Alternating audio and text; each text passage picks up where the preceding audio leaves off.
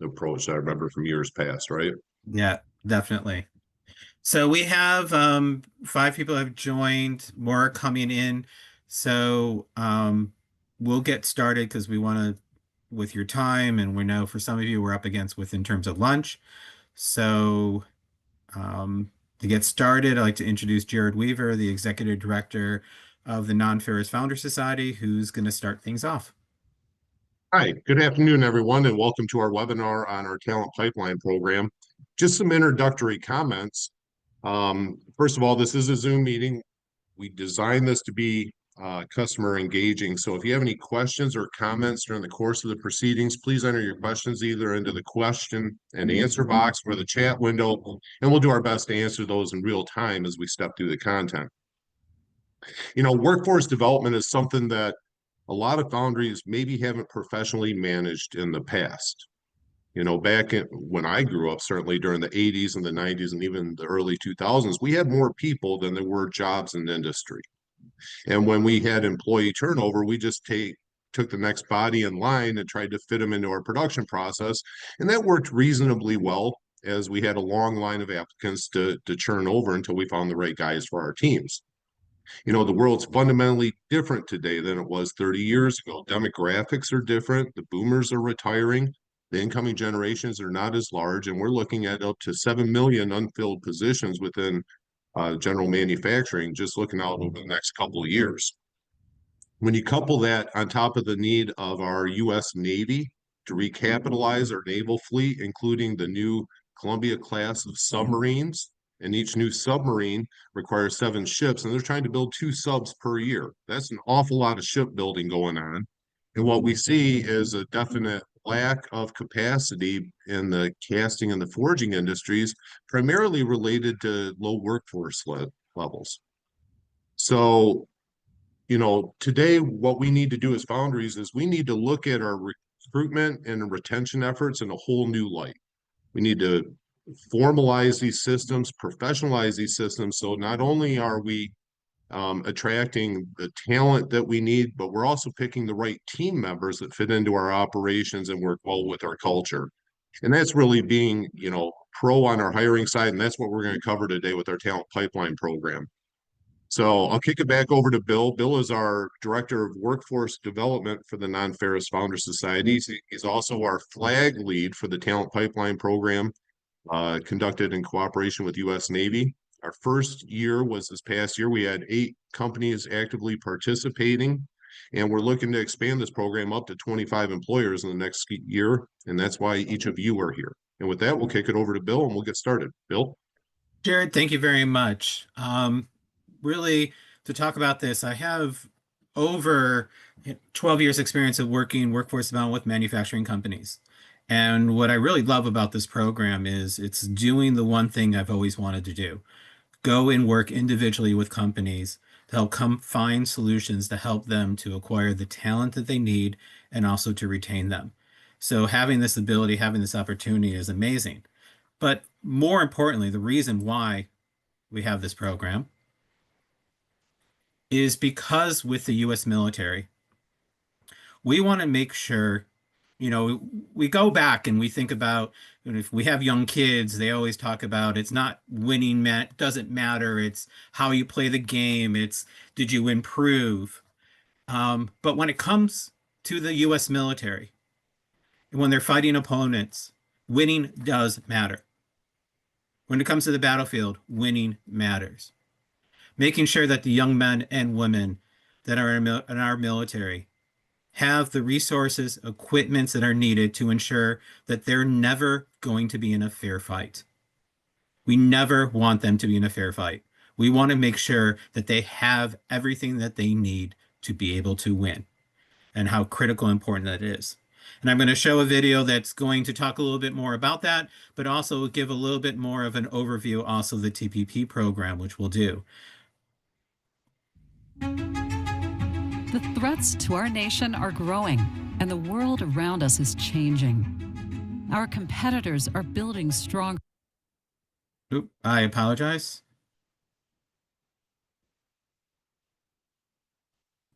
That was my fault. I hit something. forces to challenge us.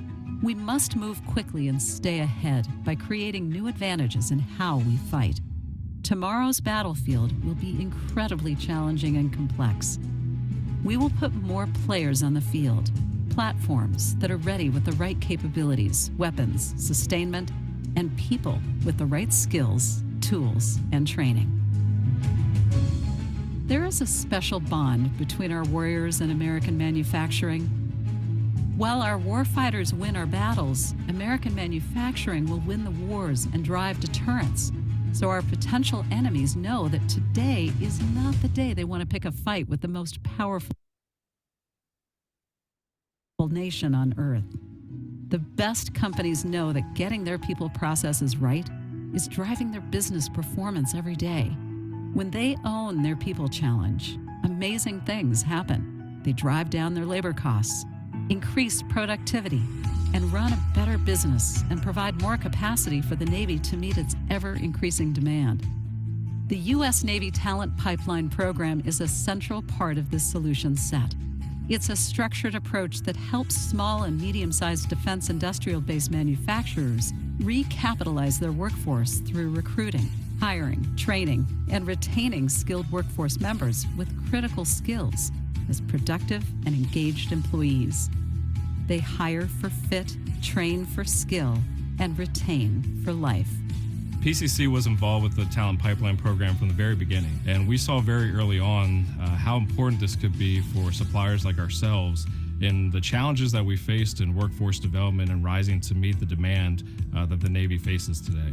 For us, one of the big benefits of this program has taken a holistic approach to hiring and recruiting. If you're a supplier to the maritime industrial base today and you're not participating in the program, you're really missing out on a great opportunity. These programs that are being established are making a difference. The stronger we are together collectively as an industrial base, the better off we're going to be to overcome these challenges that we're facing as a country. When we first got involved in the program, it was actually perfect timing for us because when we looked at our workforce, and we saw a pretty big bubble of employees that were within 5 to 10 to 12 years of retirement. What we weren't seeing was the number of qualified candidates coming out of tech schools and VOTech programs. That we knew we had to do something different than we were doing before.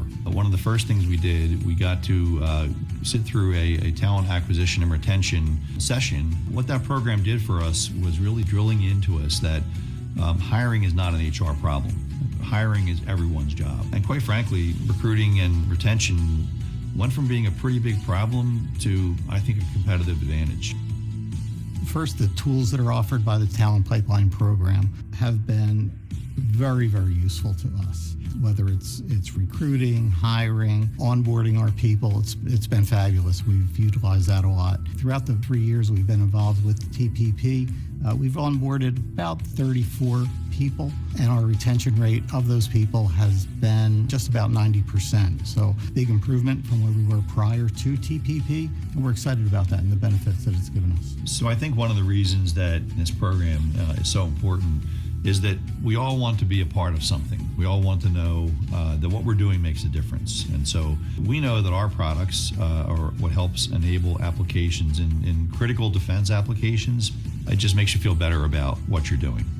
But what the Talent Pipeline Program has done has brought us all together so that we are all working together for this common cause, which is to make sure that we have a strong defense industrial base. Because without that industrial base, we wouldn't be able to win the fight. Well, as a United States Marine Corps veteran, I'm very proud of what I do here. I love what I do. We power America, we power the naval fleet, and it's really rewarding work. Since 2021, the Talent Pipeline Program has helped defense industrial base manufacturers across America build engaged and productive teams that are creating the capacity needed to accelerate getting more players on the field for our U.S. Navy. More ships, more submarines, more aircraft, more munitions, more of everything they need to have an overwhelming advantage. More of everything they need to never be in a fair fight. What began in the Philadelphia region has grown to Pittsburgh, Hampton Roads, Boston, Long Island, Southern California, And now in a national rollout where we can help any employer across the entire United States. Join the fight. Become a partner in the U.S. Navy Talent Pipeline Program today and help build the defense industrial base workforce of tomorrow. One team, one fight. One team, one fight. One team, one fight. One team, one fight. One team, one fight. One team, one fight. We're on a mission. One relationship, one employer, one job, one lifelong, productive, engaged teammate at a time.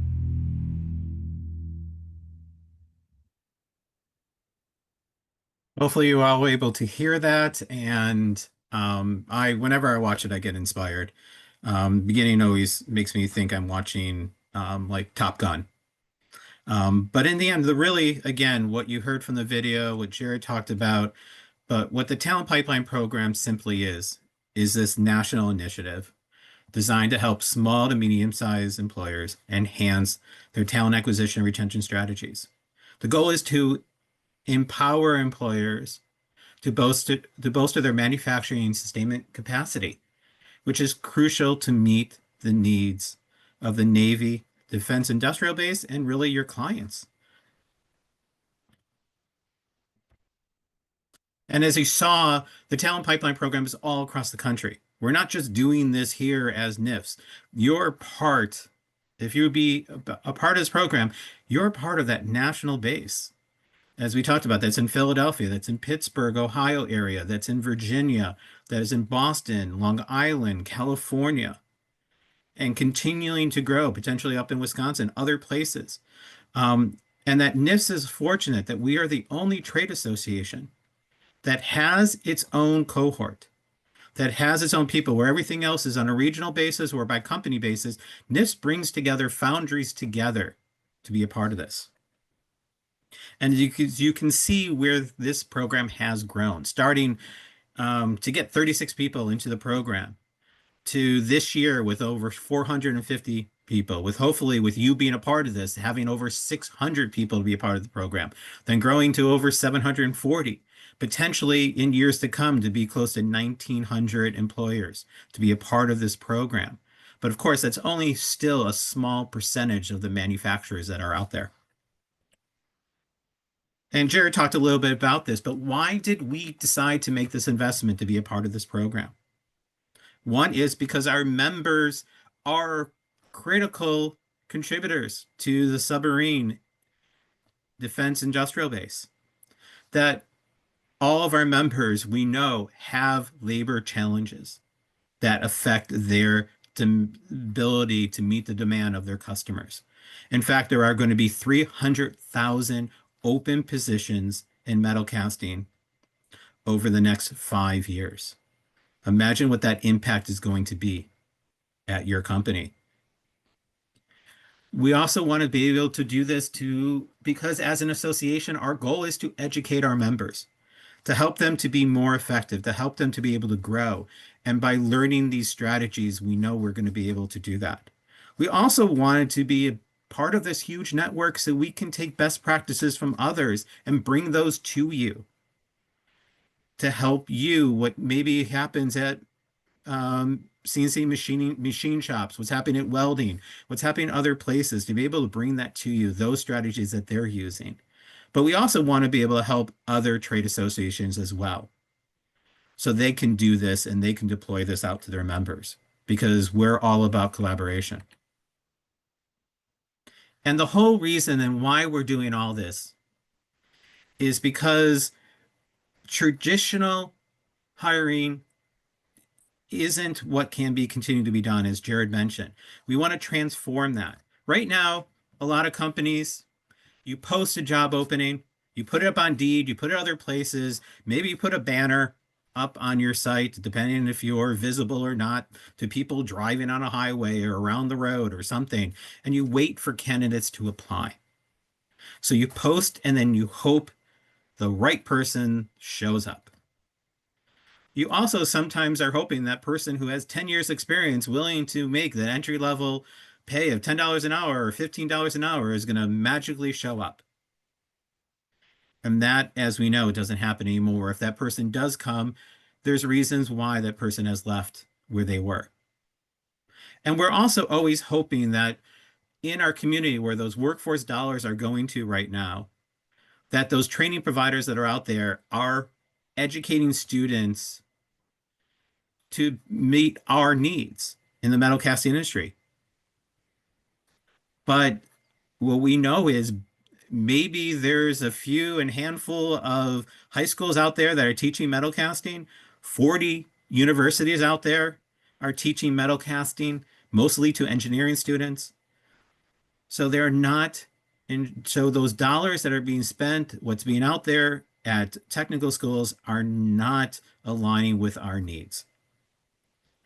And there is those core issues.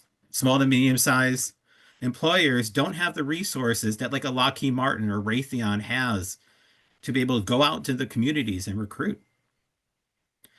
That again, we talked about, there is a mismatch between what our industry needs and the training programs that are out there in our communities. And because of that, there's a growing frustration because of that disconnect. Educators are saying industry is not coming to us to say what we need to be done, so we just do what we want to do. Industry says, we went to them 15 years ago. We asked them to do this. They said no. Why should we try again? So the TPP solution is different. We are employer focused. The support goes directly to the employers to be able to help them create with their talent acquisition and retention. It becomes a demand-driven system that improves your hiring, helps with your retention, which in end result increases your productivity. We talk to you and say, hey, you know what? There's pipelines out there you can be engaged with, but knowing what the expectations are, that these are entry level, and helping you to find those options that are out there that actually are helping to create individuals that can be working at your foundries. And then the impact, which is the most important thing. Because if your workforce is strengthened, you're going to be able to enhance the Navy's need to build the submarines, to build the carriers, to build what's needed. All of our defense need that they have the ability to have to making sure that there are no fair fights.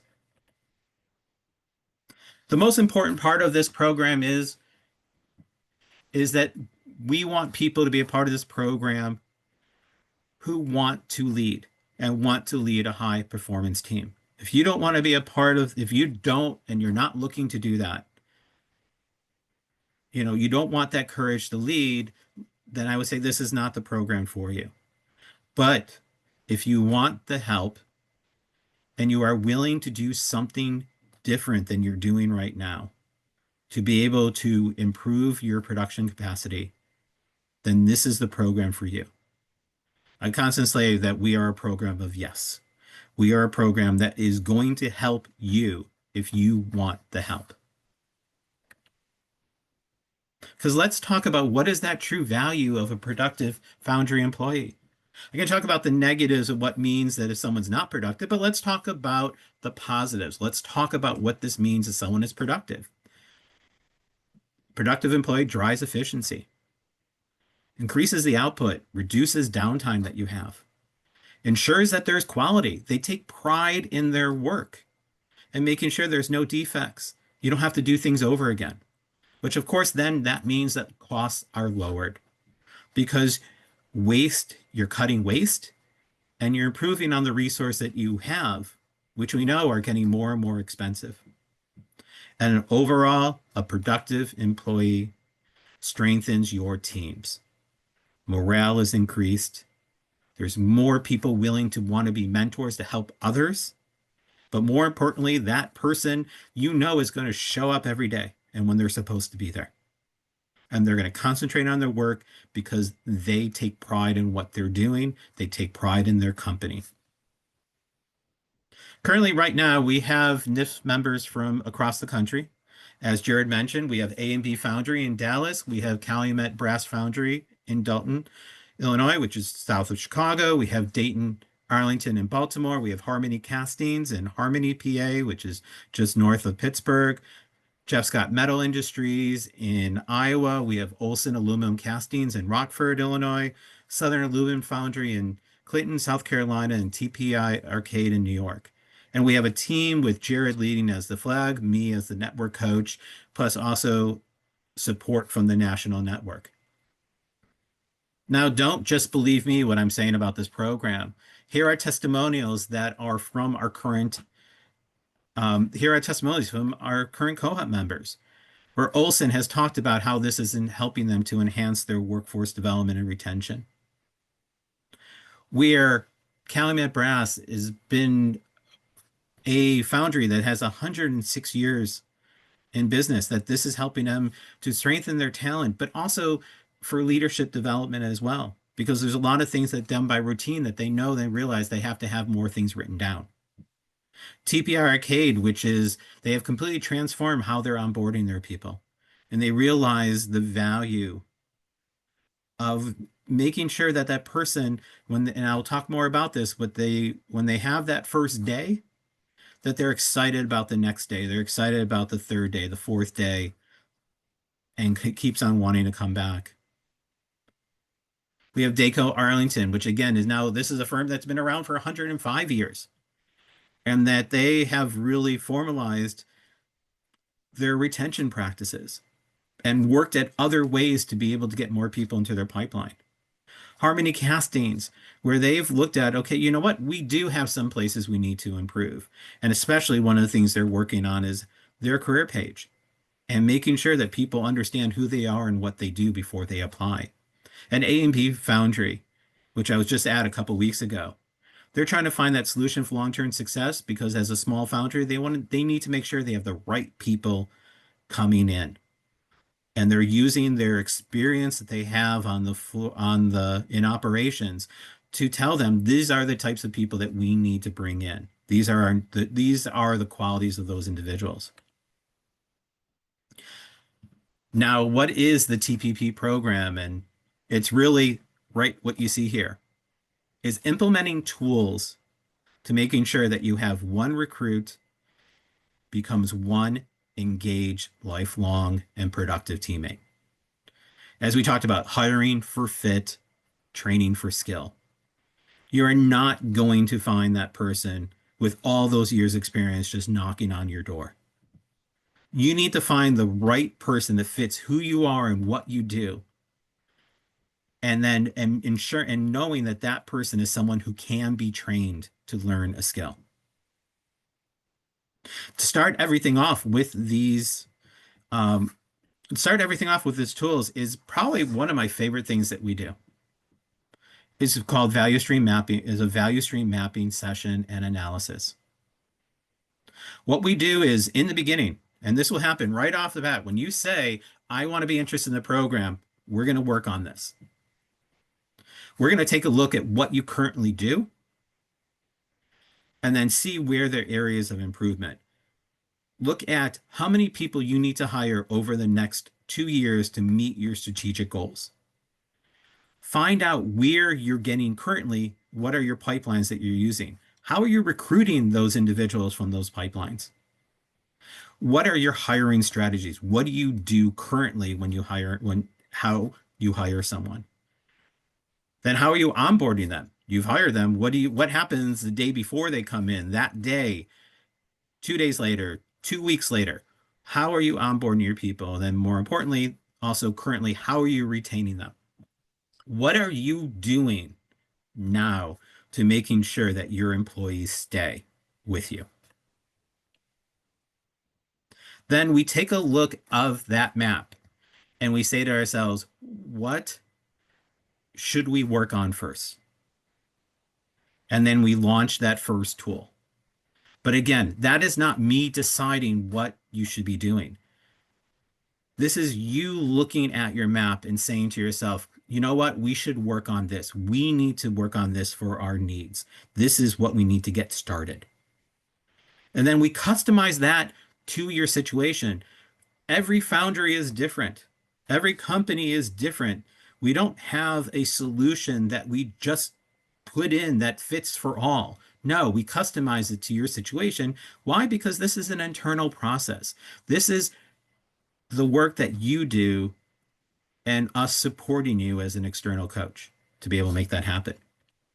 Now let's talk about the actual tools. First, when we look at recruitment and hiring, that realistic job preview. When people come to your website, they go to your career page. Do they really know who you are and what you do? How do you know where they came from before they applied for that job? And are you actually working on making sure that before anyone applies, they actually know you pre-qualify them? And that's what this realistic job preview is. It's your leader talking to the people that come to your career page and saying, this is what it means to be working for you. It's looking at people that actually work there and them telling you about this, asking questions of whether or not this is something that you're interested. Then you can start talking about your benefits, and then you can say, here, come apply for the position. And then more importantly, track how the people are coming. So then you know where you should put your resources to, because this is how people are coming to you. Best athlete profile, something that we're working with A&B Foundry on, is training your internal team to identify and recruit for fit or skill. Who is your best athlete that works at your foundry right now, at your manufacturing facility? Who is that best person? What are the qualities of that individual? Identify those qualities of that individual. Who are the bad apples that work for you? Identify what that is. Because then when you implement the next skill, which is behavioral-based fit interviews, you're asking questions to find out from that candidate, are they going to be a best athlete? Or are they going to be a bad apple? And you definitely don't want to hire those bad apples, which, as Jared has mentioned earlier, there's no longer just hiring a body. You want to hire the right person, the right individual that you know that wants to be productive at your facility. And then when you do and you're ready for recruiting and offer day, what are those strategies? What are you doing to making sure during that recruitment time, after you've had maybe that phone screen and they come in and they walk around the foundry? What are you looking at? What do you want to be able to say? And when you're seeing that person, when they come face to face with you, or when you're going to offer that job to them, how are you doing that? What makes it better? Are there ways to help you to improve that? Then we talk about onboarding, making sure and helping you train those individuals to be mentors, to help those new hires through the process as they go, to making sure that the onboarding experience is right. It might not necessarily be their supervisor. It might not be HR. It could be someone who is a mentor on the floor. You decide, and we work with you, who are the best people to navigate individuals as they learn what it's like to come work at your facility. Then we come to world-class first day. How do you make sure that that individual, when they come the first day, number one is they know where to go. They know who to see. They know they have expectation of what's going on, but also you're talking to them and you're telling them, this is what we do as a company. So instead of throwing a room and here's 8 hours of safety videos, spend the day getting to know who that individual is, telling them what it means to be working in the facility, have lunch with them, with other individuals who can answer their questions, talk about what it means to be working at the company. Yes, you still need to do the safety videos. Yes, you do still need to do the training. But you want to make sure that that person, when they leave that first day, that second day, and the third day, 2 weeks later, they come home and they say to their family and friends, I can't believe this is where I'm working at. Instead of, oh my God, what did I get myself into? And I will tell you that 80% of the individuals who have a bad onboarding experience will be already actively looking for a new position. And then common skills training. When you're training those individuals, have it written down. Know what everyone needs to learn. You know, it could be just as simple. Here's where the bathroom is. Here's where the break room is. Here's where you park. Here's again what we talked about in terms of safety or other, it's making sure that everyone who's there all has the same type of training and you didn't miss anything. Because early success comes when someone is not guessing what they're supposed to be doing, but they know because you've taught them, you've trained them. Now we talk about retention. Retention then comes back. Now this is strictly 100%, not just on HR. This is retention is on all those supervisors that are there. So we do leadership retention training, helping empower them to engage the people that they supervise and making sure that they're helping to make sure that you're training the talent needed. And also checking to see if those individuals you have as supervisors, do they really want to be leaders or not? Then also working at 30, 60, 90 in a 1-year assessment. That not to do drive-bys anymore when you're saying, hey, how are things going? Great, wonderful. Hey, I wish you'd come on time a little bit more.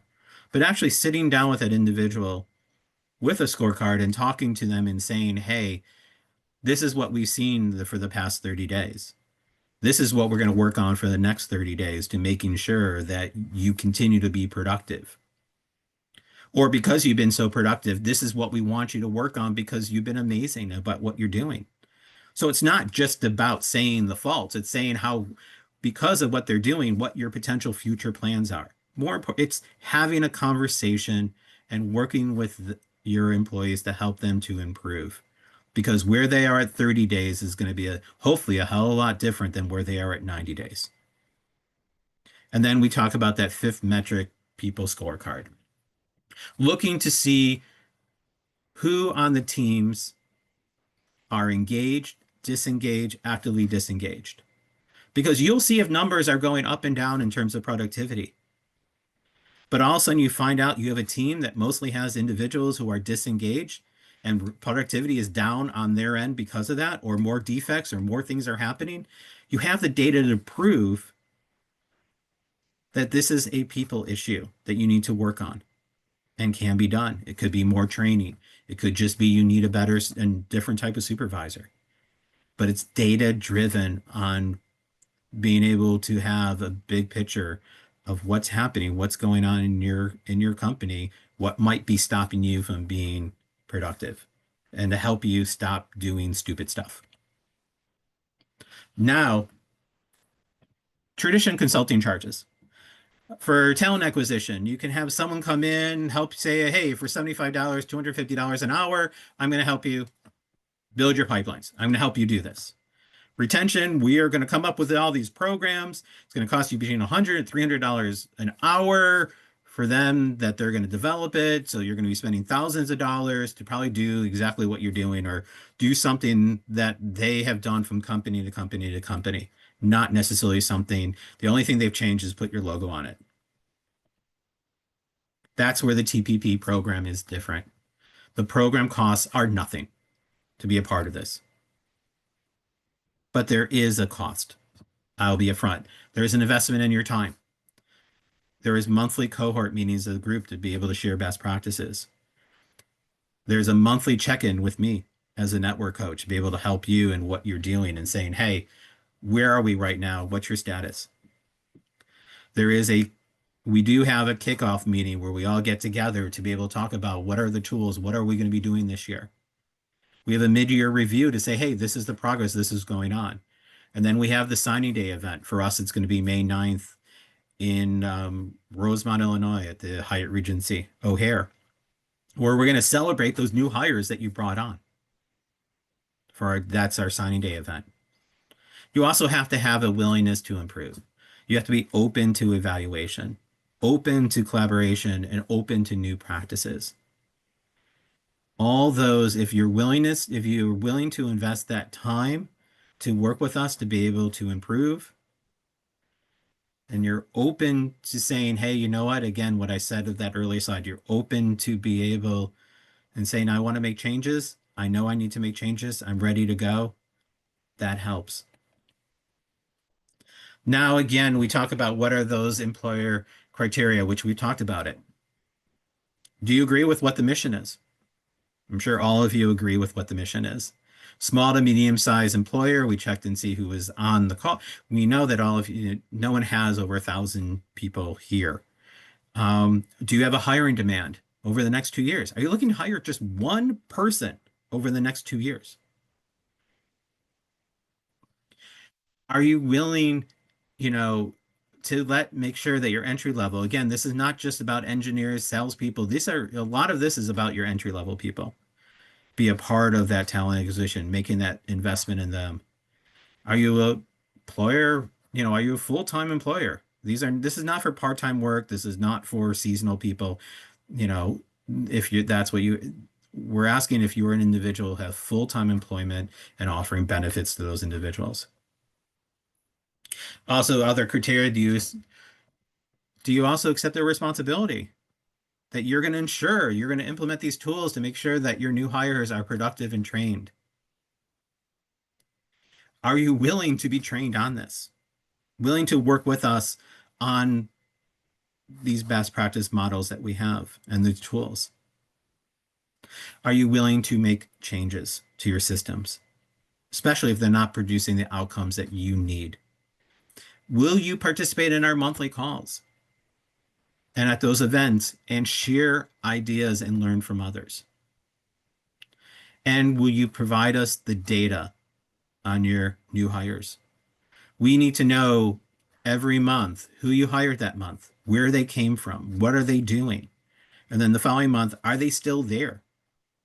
Now, we're not looking at people that you have hired in the past and that they left. We're looking at anyone that you've hired since you start the program and what is their status. And hopefully the ultimate goal is that we can move you, if you're at a 50, 60% of retention, let's move you to 80, 90%.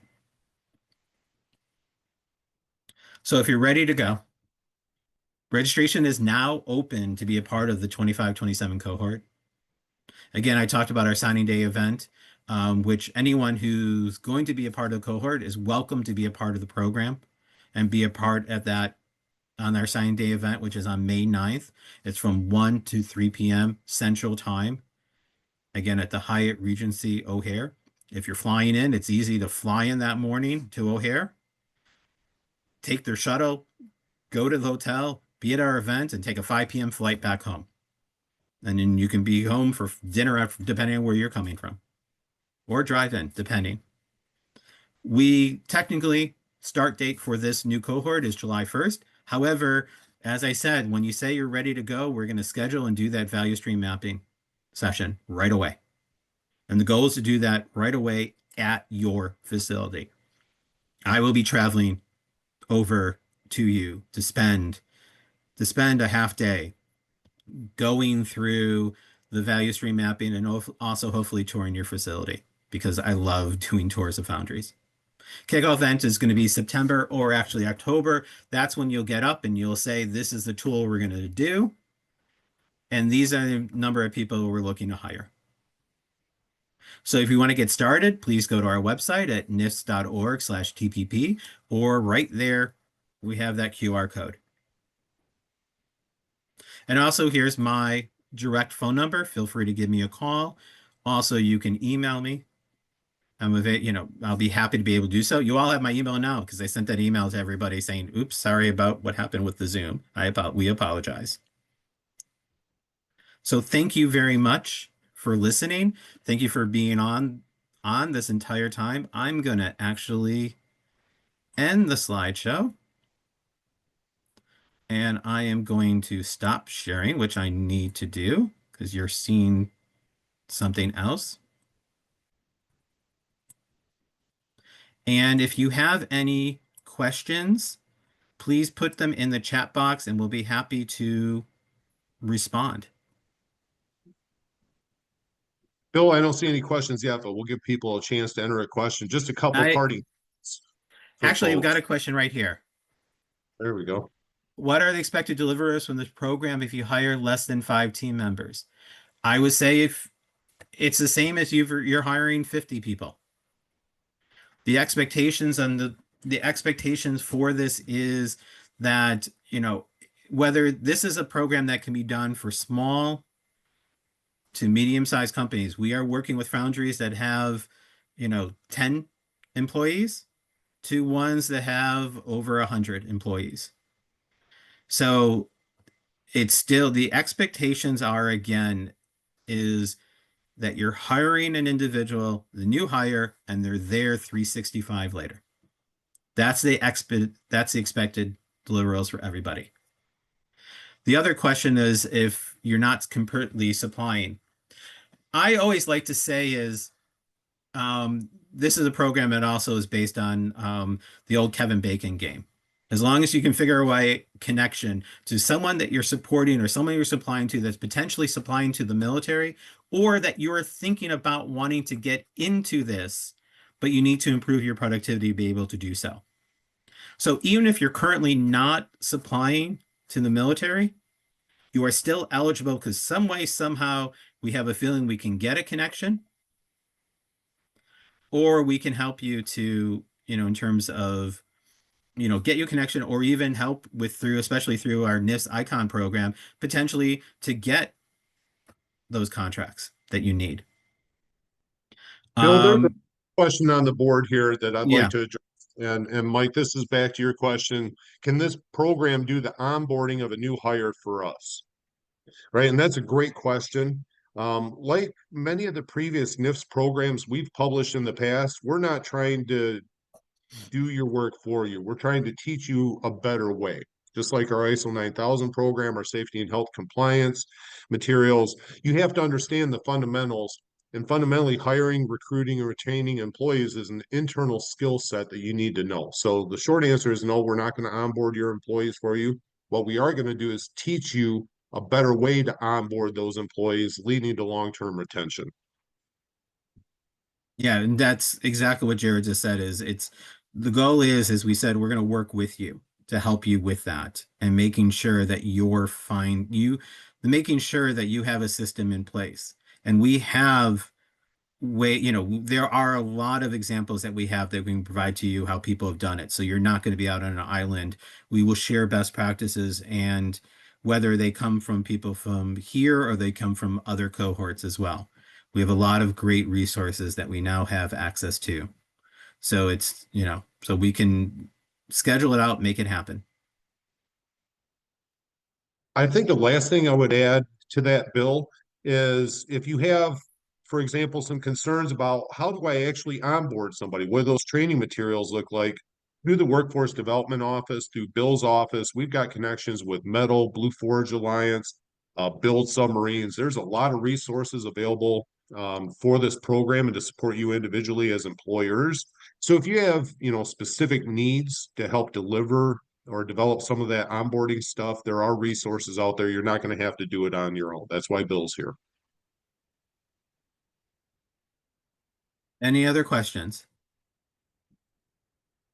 Then I'm going to throw this out there. I'm actually about to, after this is over, around 1-2 o'clock, I'm going to be actually driving up to TPA Arcade in Western New York, which is about 3.5 hours away. Oops. Actually, I'll say this and then I'll go back to the question that's out there.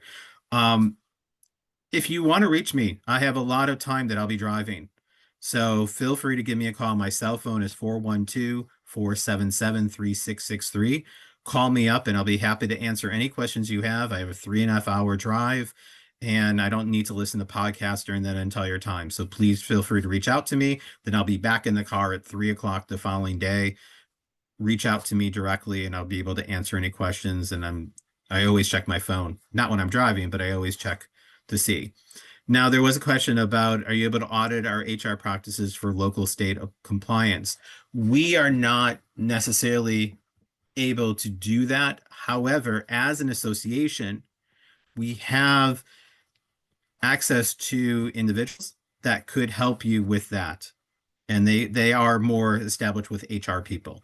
So when it comes to we're not working and helping you with legal components, but as a nonprofit organization, we can find the people that can help you to do that, to understand foundries, to making sure that you have what's needed and making sure you have the right people. You don't want me doing this. We have people that can help you to make that happen. Yeah, Mike, give me a call or shoot me an email. We've got those guys on, they're part of the society. I got 2 different options for you to choose from. Okay. Any other questions? Bill, just to put a bow on the back end of this, then what's the next steps? Let's say we've done our job and we've convinced people on the value of this program. They're looking to engage. What's their next step? What do they do? The next step is reach out to me and say, I want to be about part of this program. And if you need any more explanations, you have any questions, we can set up a Zoom, we can talk about it.